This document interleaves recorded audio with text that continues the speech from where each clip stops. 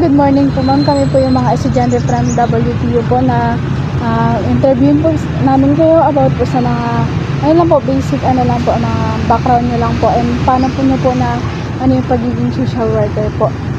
So ito po yung unang tanong namin for introduction po namin. Pwede nyo po bang ikwento sa amin yung kaunti po tungkol about sa sarili nyo po at kung ano po yung mga role nyo bilang social worker sa city social welfare office po. Okay. Good morning, no? Ako si Rosalie Edica, sa SWD Social Welfare Officer 1. At aking mga task, no? Sabi kasi ay nasa multitasking kami, no? Kaya parang lahat ng programa ng CSWD ay dala-dala namin kapag kami ay lumabas, no? Kung ano yung mga programa ay talagang yun ang aming ginagawa. Pero more on sa child, no? CICL, CAR, at meron din yung sa tawag dito, yung sa BAUSI, Violence Against Women and Children. Hawak din po namin yan. Tapos, syempre, meron din kaming adoption na parang yun ang medyo mabigat-bigat sa amin kasi nga kailangan mong paglaanan ba ng oras. Yung adoption case, isa yan. Tapos, yun, marami pa dahil may mga payout pa na nangyayari sa amin, mga payout sa solo, payout sa mga sa PIDAW, payout sa senior, yun, sa national, payout ng national, saka sa local. Kumaga kami rin ang nagagamit din kami. Kaya yun, multitask ko ano ng CSWD. Yun po ang aming ginagawa.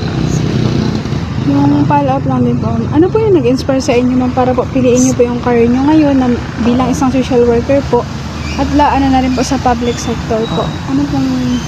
kasi ako ay kumbaga, dyan na ako dati na ako sa CSWD for parang ilang years na. For almost 30 years na yata ako pero regular ako is parang pa lang 16 years magiging regular. Na-regular ako dati sa daycare worker.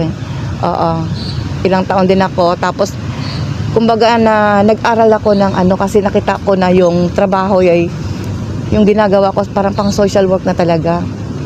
Kasi kumbaga daycare worker ang aking position pero hindi ako nagtrabaho sa daycare, hindi ako nag-daycare. Kumbaga diyan talaga ako sa office, no? Sa services for minor nakaagad ako na-assign. Kaya yun ang nag-ano sa akin na mag-aral ako ng social work, no? At kumbaga kasi parang mahal ko yung trabaho ko, enjoy ako sa kaya yun. Talagang gusto ko yung trabaho ko. So, next question na. Sige po. Alam mo, hindi ka rin po nape-pressure, like kinakabahan. Saan? Sa mga question namin, ma'am. Ay, okay lang, parang konti lang naman. So, ito po, ma'am. Sige, pwede po ba naming malaman, ma'am, kung ano po yung mga program and services po na binibigay ng sa SWD? Yung program and services niyo. Meron kaming program services for minor. Services sa PWD meron, sa solo parent, at saka sa BAUSI. Yan. Tapos, syempre may mga medical assistance, counseling. Syempre meron din tayong tawag dito, yung bahay pag-asa, 'di ba? Meron tayong group homes for children. Maraming mga services. Mayroong court hearing kasi nag-a-attend kami ng mga hearing. Pag kaya yung mga bata may mga hearing sinasamahan namin. CICL at saka yung sa mga antawag dito yung mga children in need of protection, yung mga katulad ng mga tawag dito yung mga naaabuso, sexually abuse. Yan. Ano pa ba? Marami hindi ko na masyado. Pero maraming financial assistance, syempre. Ano pa? Marami. Syempre mag-escort ka sa kanila, saan pupunta. Meron pa kaming ginagawang tawag dito, diversion program, no? Sa barangay level naman yun. Diversion intervention program. Yun yung nagkakaroon ng mga pagkakasala sa batas na pang-barangay lang siya.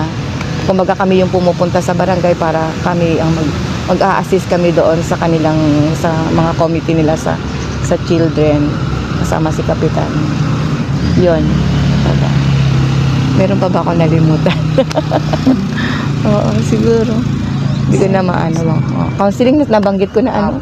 Yung counseling. So, yun na din po, ma'am, yung ginagawa niyo po, di ba, sa araw-araw yung Oo. responsibility niyo po, Opo, yung responsibilities. nag-handle kayo ng client. Oo. So, ito na, next question na Sige po. Paano niyo po siya hinahandle? Siyempre po, ma'am, may family na din po, di ba? Oo. So, siyempre po, ma'am, alam po namin na mahirap po talaga mag-handle ng ganitong cases. Ano po yung mga ginagawa po mga paano mo po siya hinahandle, like na mga paano po siya i-handle sa mga pagdi-deal sa mga multiple cases po? Siguro kailangan lang yung i-prioritize mo yung talagang kailangan. Yun. Pero kung nagagawa mo na, kasi pag ako may dumating sa akin na halimbawa referral or ano, automatic tinatawagan ko yun siya o ano, para kumbaga meron akong initial agad na ano na ginawa ba. O ganun ako, hindi ko kumbaga kasi para hindi ako magkaroon ba ng backlog, kailangan ko na magawa kaagad siya. Yun lang mga sa mga paperworks lang medyo ako katulad magawa ng mga case study, medyo doon natatagalan kasi lalo na marami kasi parang araw-araw may mga dumarating na mga ano. Oo, parang araw-araw may dumarating kasing bago. Kaya pag nagawa mo na siya, parang minsan nahihirapan ka ng balikan siya minsan. Pero at least may nagawa ka na sa kanya. Oo, yung mga ganun ba natapos na. Pero kasi dapat kasi magki-case management ka, alamin mo pa kung ano na ang nangyari, di ba? May time na parang hindi na siya na ano. Maliban na lang kung halimbawa sa mga ginagawa namin mga diversion contract sa barangay level. Kasi meron siyang 6 months, halimbawa 6 months to ano, na follow up namin, monitor. Yun na namin ng gusto. Pero yung mga lumalapit naman dyan sa amin sa araw-araw na ano, nabibigyan namin kaagad ng agarang yung kumbaga kahit na sa counseling na ano namin sila na nabibigyan din ng kailangan nila. Ayun din naman po, ma'am. Pwede po namin malaman yung about po sa mission and vision po sa ano nyo po sa Wala, hindi ko siya memorize. Andoon sa ano. Siyempre, yung mission, ang makatulong talaga. Makatulong sa mga mahihirap. Maiangat yung kanilang, tawag dito, yung buhay nila. Di ba? Yun naman talaga yung ano. Pero meron kami yung doon sa ano. Pwede nyo makita. Hindi ko lang masyadong maano. Pero yun, siyempre, maiangat yung buhay ng mga taga Puerto Princesa. Hala, dapat sinabi nyo kaagad sa akin pala yun. Nasa ulo. Para naman na ano ko. sige po, ano naman. Sige. Yung sa mga challenges po, ano po yung mga karaniwan challenges nyo po pag hinarap nyo po sa wait lang po, ma'am. Sige. Ano po yung mga karaniwan challenges na hinaharap mo po sa trabaho nyo bilang social worker po? Yung mga challenges. Challenges. Yung mga pagsubok na mga nakakaharap. Saan po, ma'am? Sa Ano po ba yun? trabaho. Sobrang drain nyo na po from house nyo po, kasi nga, magpapasok po kayo. Oo. Na Sa ano akin, nyo po ba sa client nyo po? Ganun. Ay, ako, oo. Hindi. Yung, kumbaga, yung, halimbawa may problema sa bahay, Opo. hindi ko siya nadadala. Ano po Hindi talaga pagka, social worker. oo, pag sa trabaho talaga.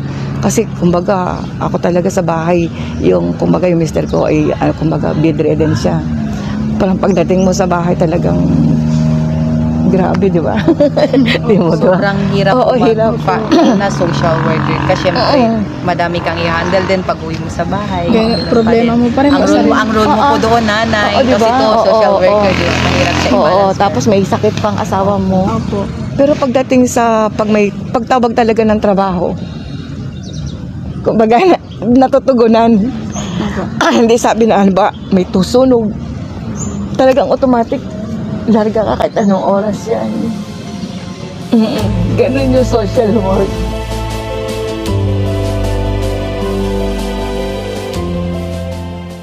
So mga struggle nyo po na yun, ma'am, ano po yung paano nyo po yung sinalampasan yung mga challenges na yun? Siguro dahil na rin sa tumagal na ako dito sa CSWD. Oo.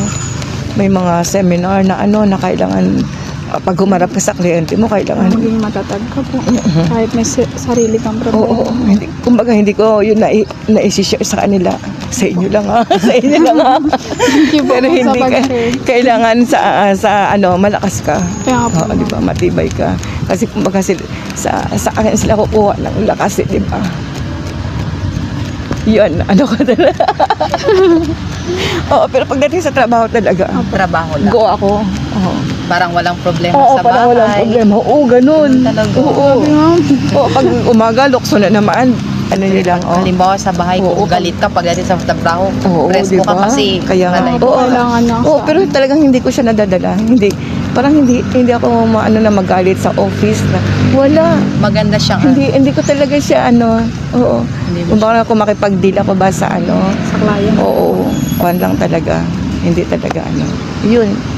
Kailangan ganun ka talaga, di ba? Kasi syempre, yung tao na pupunta sa iyo, may problema yan. Di ba? Naglapit ko para manghingi ng tulong. Oo. Kasi ikaw din po may Oo, di ba? problema ka din. Oo. Ay, i-share mo pa sa kanya, di ba? Kaya nga po. Dagdagan pa yung problema niya, di ba? Yun. Ano lang talaga, call ka lang sa trabaho dapat. Para naman, pag alis nila, hindi mo man sila, pero nakausap mo sila na maayos. Kumbaga naging kampante na sila sa nila, di ba? Ito ang last, Nakapagbigay ka sa kanila ng maayos na ito Sige ang po. last ko question na lang po. Ano po yung mga naging achievement nyo po sa kabila po ng mga struggle nyo po o challenges na nangyari po? Ano po yung mga achievement nyo po? Ayun, Yung parang mga- parang na-proud po Na-proud kayo po sa talaga sarili kayo nyo. sa Parang, sarili nyo na. parang naisip mo, wow, parang ang galing ko naman sa part na yun. Ayan. Na solusyonan Kasi ko yun. syempre minsan yung mga kliyente mo nagbabalik sa'yo, nagpapasalamat. Yung mga ganun. Oh, ma'am, thank you, mga ganun. Naging maayos na ang lahat, yung mga ganun. Simple Yun. thank you lang po. Oo, so, Parang diba? ang sarap na po Oo. sa pakiramdam. Nakakataba. Oo, tsaka yung makita mo sila na okay na, yung mga ganun. Parang, Baga naayos mo ba? Yun. Ano pa? Ayan po ma'am, sa last Ano pa? question na lang po. So ano po yung payo nyo po sa amin as a future social worker po na Oo. ngayon po nag-ano po kami, nag-aaral po. Ano po maging payo nyo po sa amin? Ay, sige. Kaya nyo yan, no? Kumaga, ano lang talaga, lakas lang ng loob. At saka, siyempre, huwag bibitaw, no? Kasi madali lang naman, madali lang naman yan. Kahit nasabi problema yan, madali lang naman yan solusyonan. Lahat naman ng problema kasi may solusyon. Yun ang nasa isip ko, kaya parang kaya mo yan, di ba? Kaya nyo yan. Oo, malalampasan ninyo. Sabi lang mahirap. Oo, mahirap nga, pero alam ko kaya ninyo. Oo. Basta haharapin mo kasi, basta haharapin mo lang. Kasi pagka hindi mo haharapin, yun ang mahirap. Diba? Harapin mo lang siya ng positive. Oo. Yan. Okay na? So ayan po ma'am. Thank you po. Ma'am. Thank you po sa time. Thank you po. Sige.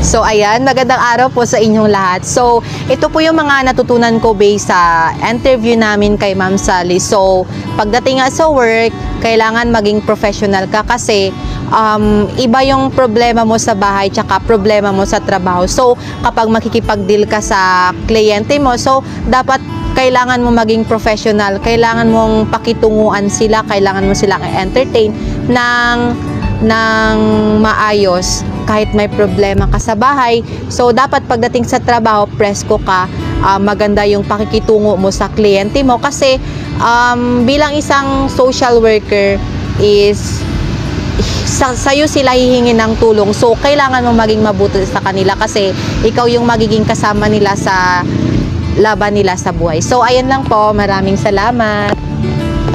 So, good morning po. Ako po si Michi Valone. So, isa sa mga natutunan ko kay Ma'am Sally is yung pagmamahal niya sa kanyang profession. So, dati pa lang pala hindi niya kinuha dahil hindi naman to yung gusto niya at gusto lang siya ng nanay niya. So, nakita ko sa kanya kung gaano ka hirap maging social work pero masaya dahil nga marami kang natututunan na tao at yung pagiging busy mo at minsan hindi mo naman namamalayan yung mga pamilya mo is hindi mo na pala sila natututunan ng pansin. Kagaya ngayon, sobrang busy niya. So, laking pasalamat ko dahil binigyan niya kami ng chance para interviewin niya siya para sa kanilang o para sa aming activity na ito. And then marami akong natutunan na ang isang social work ay kahit anong problema pa yan sa inyong pamilya or anong problema pa yan sa iyo, ay dapat hindi mo siya dinadala sa trabaho dahil ito yung ikaw, kailangan mo maging strong dahil marami kang mga taong tinutulungan. So, dapat maraming problema yung mga tinutulungan mo. Dapat ikaw din na isang social work, kailangan mo rin maging strong para sa kanila. Maraming salamat. Gandang araw, ako si Angelica Sudar. So, ito yung aking natutunan about sa usapin kasama si Ma'am Sally. So, if you are social work, if you are once a social worker, so kailangan dapat ay maging professional tayo pagdating na sa work. So hindi dapat natin na dadala yung mga problem natin from house, yung mga kung ano man yung iniisip natin, dapat lagi tayong positive kasi nagbibigay tayo ng positive sa ating mga client. So isa sa mga natutunan ko ay kahit ano man ang like for example, yung conflict sa family, yung hindi mo na sila nabibigyan ng time. So, kailangan mo pa rin masolusyonan kung ano yung problema ng mga client na nilalapit nila sa'yo. So, yun lang. Maraming salamat. So, yun nga yung reflection ko doon kay Ma'am Sally. Napaka-professional niya when it comes to sa work niya, no? Lalo na sa mga kliyente. Doon nga napag-usapan about sa personal matters niya. Doon nga yung sa asawa niya nga na hindi, when it comes to client, hindi niya talaga pinapakita yung emosyon niya. Iba yung personal na matter niya when it comes sa bahay nila at iba rin kapag sa trabaho, no.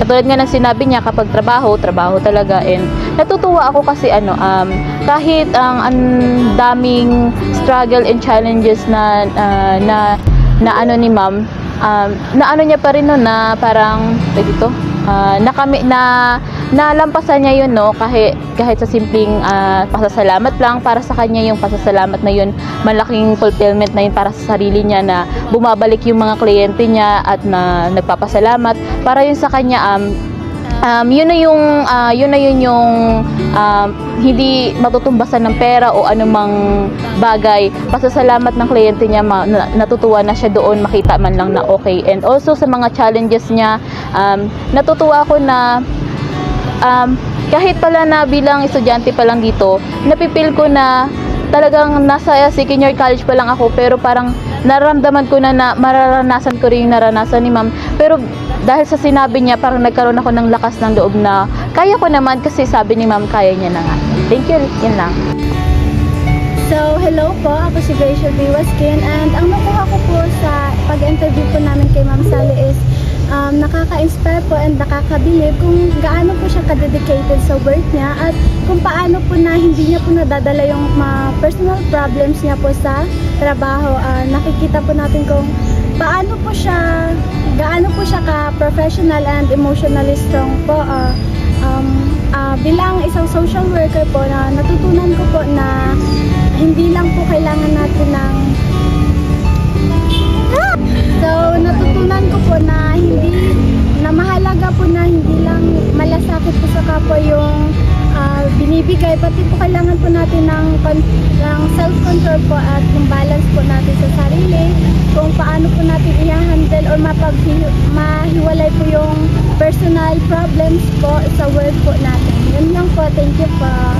Kaya na-realize ko din po nung pag-interview kayo, para sa iyo po para sa iyo talaga, kahit anong challenges na mangyari, pag will talaga ni Lord, talaga ibibigay niya sa'yo. Ayun nga kay Ma'am, na-realize ko din na iba yung course niya, business siya, tapos nag-social work siya. So, yung calling talaga ni Lord, iba pag gusto ka niya talaga dun sa ano yun. Kasi alam ni Lord na kaya mo yung mga gagawin na yun. Kaya ayun yung ano ko na, kung nang papanghinaan man ako ng loob ngayon, naging mas maano kayo Ma'am nung narinig ko yung mga challenges niya. Kaya laban lang, patuloy lang, kaya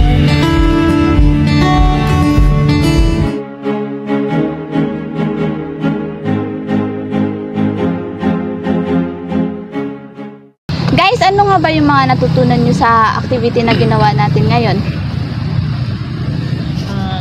Siguro akin yung natutunan ko, hindi talaga madali mag-social work, no? Tapos, feeling ko kasi, katulad nga kay Ma'am Sally, hindi niya naman talaga to choice. Tapos, sa atin dito mostly, hindi rin talaga choice tong social work.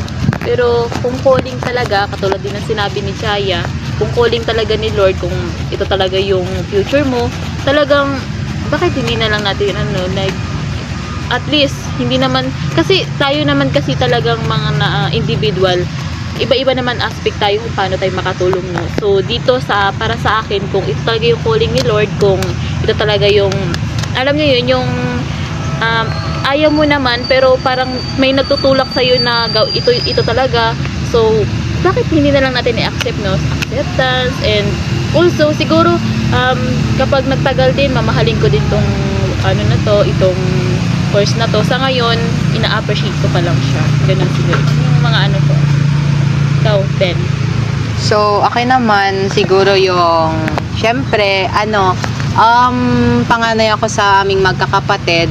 Syempre, kapag matanda na yung parents ko, what if maging social worker ako someday, then, panganay ako sa aming magkakapatid, syempre, matanda na yung parents ko. Syempre, darating talaga yung point na, darating yung magkakasabay talaga na kailangan mong mamili, na kailangan mo bang unahin yung family mo or yung trabaho mo. So, syempre sa mga ganitong situation, kailangan mo talagang maging kailangan mo talagang maging strong and kailangan maging professional kasi pinili mo tong trabaho na to kasi kailangan mong iwan mo muna saglit yung family mo kasi nasa ka may kailangan kang i-fulfill na nag-oath taking ka sa government na ganito ganon. So ganun po yung natutunan ko. Kailangan po nating especially social worker tayo, hindi natin alam kung saang field ba yung pinaka-end natin. So ayun, kailangan lang natin maging strong, kailangan natin maging brave, ganon. So I think sige, sa akin na lang. So, siguro ako yung natutunan ko sa usaping ito. Relate ako kay ma'am kasi hindi ko siya first choice itong course na to kasi iba yung course na tinaha ko nung first year.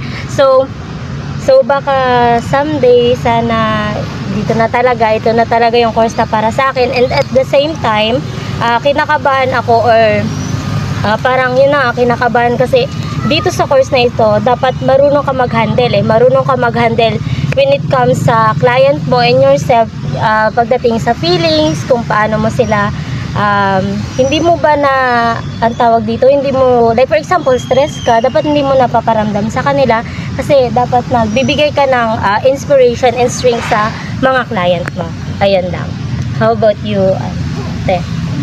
So, sa akin naman, gaya nga po ng kay Ma'am Sally, hindi niya rin po ito choice or second choice niya lang po to.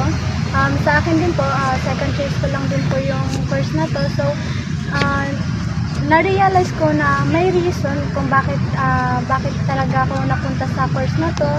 So, siguro yung reason na yon dahil gusto ni Lord, or kagaya ng sabi natin Chris sa calling, gusto ni Lord na may matulungan din ako na tao someday kapag registered social worker na ako, and may mapabago rin ako na life at magkaroon ako ng impact sa ibang tao. So sa akin naman is marami sa atin yung mga mahihirap na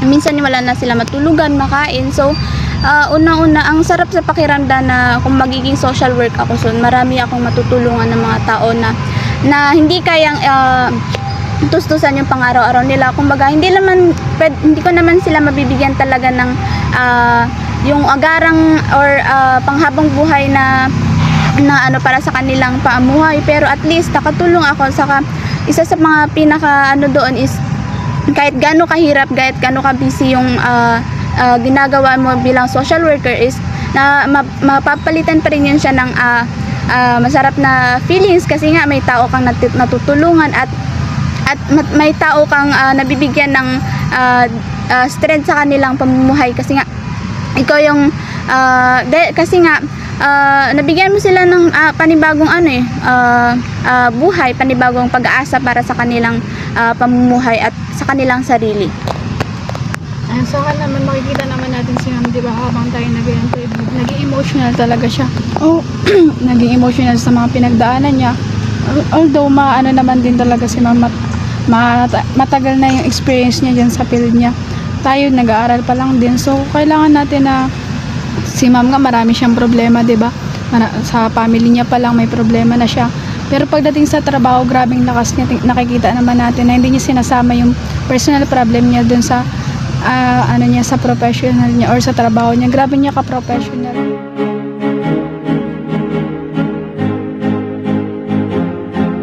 Madayon Future Social Worker.